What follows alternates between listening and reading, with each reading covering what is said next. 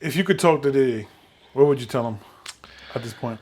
I tell him, Diddy, I've known you for some time now.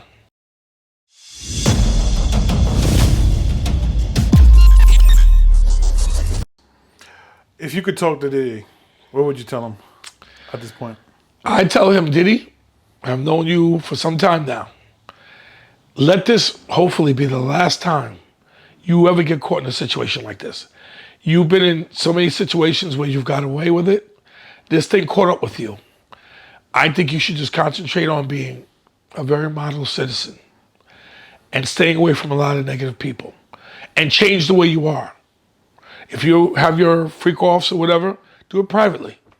You know, I know it sounds crazy to say that, but whatever you do, make sure it doesn't involve this. And then you can't, whatever goes on in your bedroom and what you do is private. But when you invite the public into your bedroom and your house and things that you do, you're asking for trouble. Well, he didn't invite the public. But I'm making an example. The fence kind of jumped in and like, no, hey. I'm making an example because when I say by inviting the public, other people to see what your lifestyle is and how you live.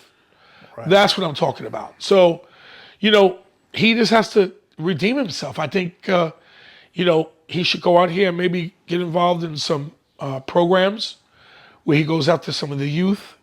Maybe he could do a tour where he talks to young people about what he did. You know, it wouldn't hurt for him to try to get back to society. Exactly. And say, look, I made some mistakes in my life and I paid for them.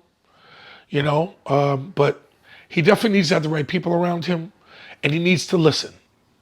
When people talk to him, I know you're the president of Bad Boy, you're the guy with all the money, but if I tell you something, you got to listen to me, because I'm telling you right what I think we should do and not do.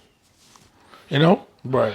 And sometimes, like I said, even with myself and all these things that I did with people, you got to think. Like some celebrities, don't get me wrong, they're nice people. Some of them, most of them, but they don't think a lot. They go and do things, and they don't think of the things that I see. Why are we going into this party? This is an ego. Oh, well, let me go inside. Like when I used to be with WWE, I used to go in a restaurant, and because I worked in Intel, we used to go in and we would go in and look at the place first before the entertainer would go in. Let me see what kind of bar it is. Let me see how close I am to a hospital. See, that's another thing. How close is the nearest hospital? Where's the police at? What routes can I take? We have to get out of here quick. Where's the driver going to be? You see what I'm saying? I want him close by, so if I have to leave quickly and we can get out of here, we could go. Because I remember I went into with two wrestlers, we went into a bar, and I got them a section, and everybody's like, wow, this guy got his private section. And the bar owner was nice. It was in New Orleans. And the entertainers that I was with, they were drinking, having fun.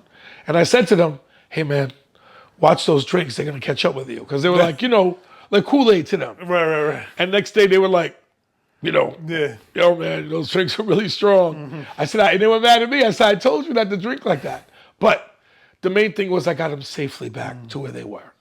And that was always the case. I used to be with The Rock, Dwayne Johnson back in the days. And he may remember me, you know, maybe not, but whenever we traveled, he always liked me being with him because I would think about, hey, look.